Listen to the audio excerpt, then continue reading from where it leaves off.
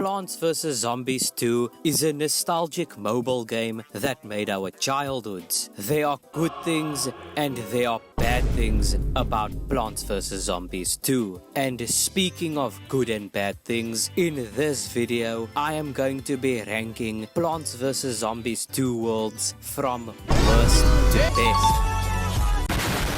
Keep in mind that this video is just my personal opinion. If you do disagree with me, that's fine. But anyways guys, let's just get right into the video.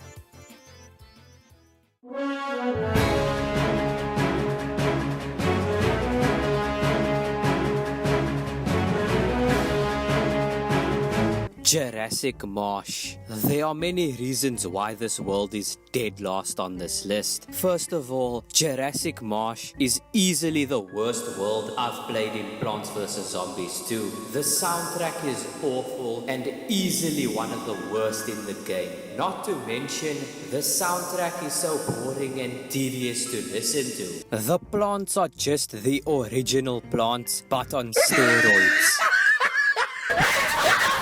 Primal Pea Shooter and Primal Sunflower are so overrated. Primal Walnut and Primal Potato Mine are actually really good. And the only original plant in Jurassic Marsh is Perfume Shroom. Jurassic Marsh is the most frustrating world to play. The dinosaurs are nothing but annoying. Like, you can't tell me I'm having fun when a pterodactyl puts zombies at the back of my defenses and an ankylosaurus pushes many zombies to the second column. Yes, Perfume Shroom does counter this problem, but the 150 sun cost and the 30 seconds recharge time ain't gonna do it for me. Another reason why this world is dead last on this list is because, unlike other worlds, Jurassic Marsh is just lazy. The plants and zombies are unoriginal and uncreative. This world is somehow both boring and frustrating to play. The endless mode sucks, and the lack of unique gimmicks and zombies to bring tension and to make this world fun is just not there. When I finally finished this world, the amount of relief I felt is beyond comprehension. Know your fucking place, trash!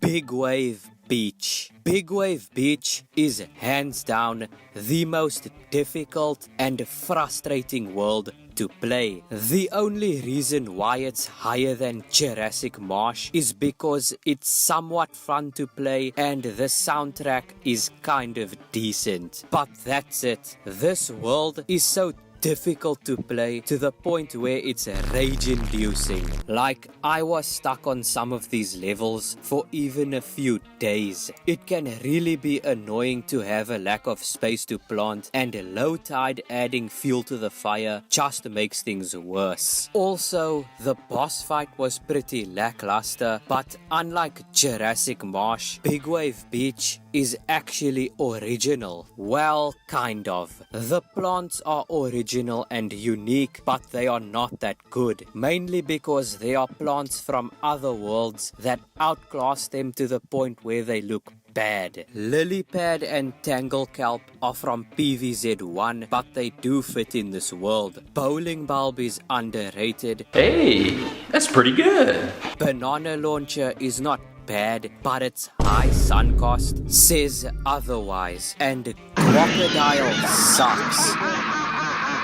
When you try your best but you don't succeed. The zombies here are better than the ones from Jurassic Marsh, but not by much. Octo and Fisherman are hands down the worst and most annoying zombies to play against. Your whole fucking family dies today. The endless mode is kind of decent, but there are so many other worlds with a better endless mode. Fuck you.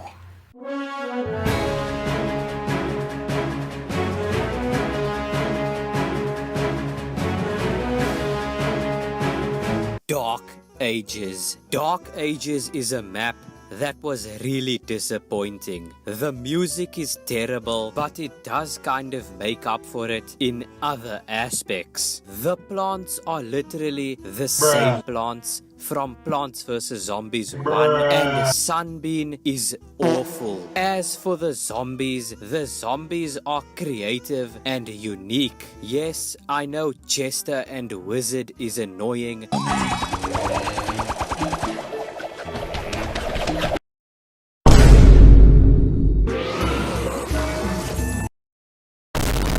If you ever do that again, I'm gonna kill your parents, and I know where they live. But it's not difficult to counter them. The necromancy gimmick is pretty cool and it definitely adds a sense of tension. I personally find this map more fun than Big Wave Beach and Jurassic Marsh. And the endless mode is actually good. However, I have one problem. This world only has 20 levels compared to the rest of the worlds. Oh my god, bro. Oh, hell no, man. What the fuck, man?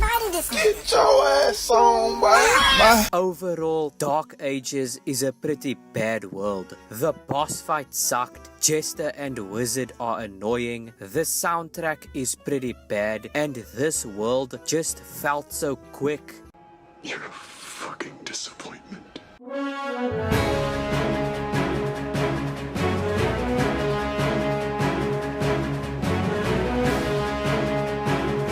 Lost City. Lost City is a world that had great potential to be good, but it kinda missed the mark. I could have done it, Father. I could have done it. For you. For all of us. But that doesn't mean I have nothing good to say about it. The plants are actually good. Red Stinger is underrated. Endorian and Stalia make a great duo. Aki is pretty good too, and Gold Leaf is awesome. The gold tiles gimmick is a cool and creative concept, and the endless mode is pretty good too. The zombies are pretty cool too, and are also not too annoying. And I definitely had some fun playing this world. But that doesn't mean this world has no flaws. Of course it does. First of all, the music is awful. Some of the levels were boring. The boss fight was mediocre, and the gold tiles and rolling balls gimmicks made this a little too easy. Overall, Lost City had great potential to be a really good world and squandered it. You were the chosen one.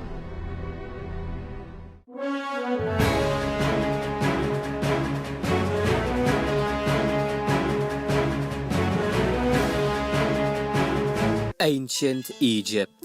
Ancient Egypt isn't a bad map, but it's just not a world that's for me. However, Ancient Egypt actually knows what it wants to be. It's a map that's made for beginners, and I can respect that. The plants are good, and some of them are original. The zombies are excellent. The music is easily one of the best in the game, and this world does a really good job at catering for beginners and getting them to play more. However, I have one huge problem. Ancient Egypt is so goddamn boring. Like, I swear, watching grass grow is less boring than playing some levels of Ancient Egypt. Also, the boss fight and the endless mode are boring as hell too. Overall, Ancient Egypt is a good map for beginners, but it is very slow paced and lacks a lot of tension. I'm so fucking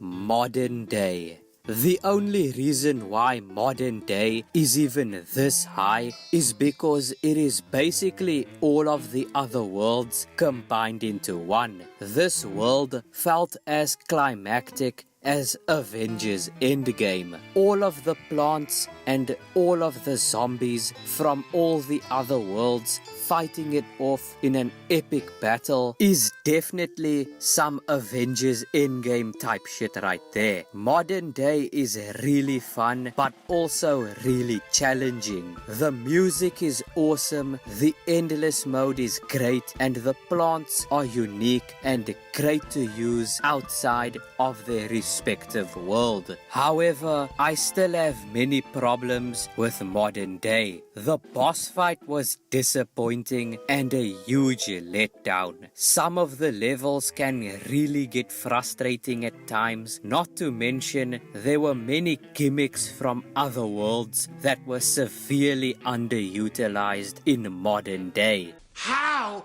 do you fuck that up?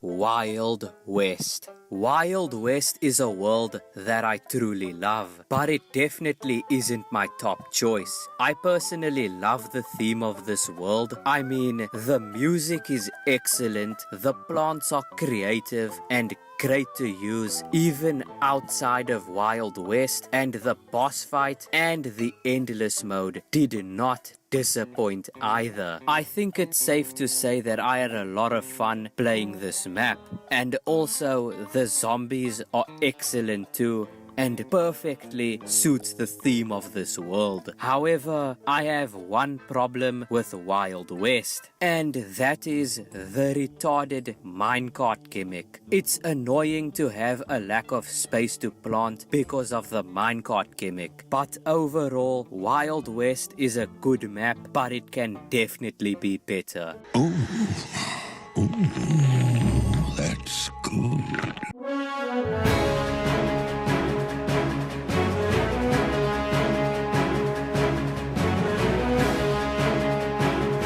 Frostbite Caves. I love the theme of Frostbite Caves more than I love the theme of Wild West. Frostbite Caves is a very underrated world in my opinion. I had a lot of fun playing this world. I also really love the plants. In fact, Chard God and Rotobega are really underrated. The zombies are good too, but it can be better. The boss fight is great and the endless mode is really fun as well. And the snowstorm gimmick is pretty nice too. Now you're probably asking yourself, you're saying all these good things about Frostbite Caves. Why don't you rank it higher? Well, that's because these three other worlds I'm about to mention now are just better than Frostbite Caves in every way imaginable. Also, the soundtrack is decent. We were on the verge of greatness. We were this close.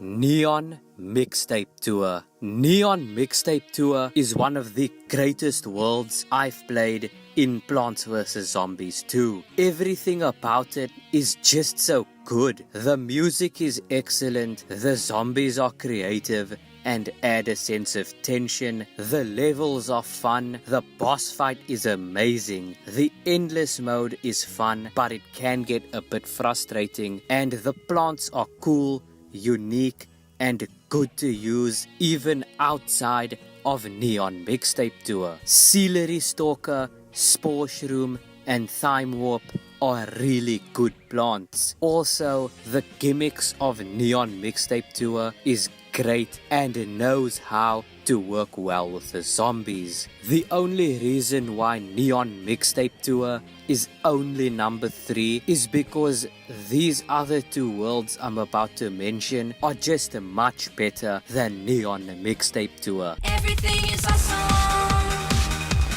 Everything is cool when you're part of a team. Everything is awesome when we're living our dream.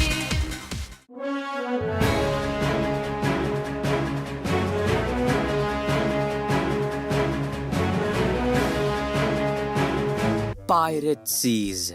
Pirate Seas is just like ancient Egypt, but even better. I just like the theme and overall design of this world. Every single level was so fun to play, and the boss level is near perfect. The music is wonderful and the plants are amazing. In fact, two of my favorite plants, which are Snapdragon and Cherry Bomb, come from Pirate Seas, and the zombies are awesome as well. The Endless mode is also one of the best in the game, but none of these worlds even come close to number one. It was perfect.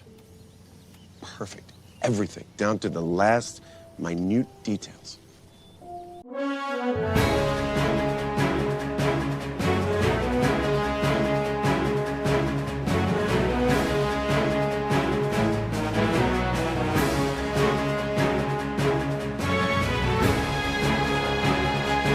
Far Future. Far Future is hands down the greatest map in Plants vs. Zombies 2. Everything about this world is just near perfect. The plants are near perfect.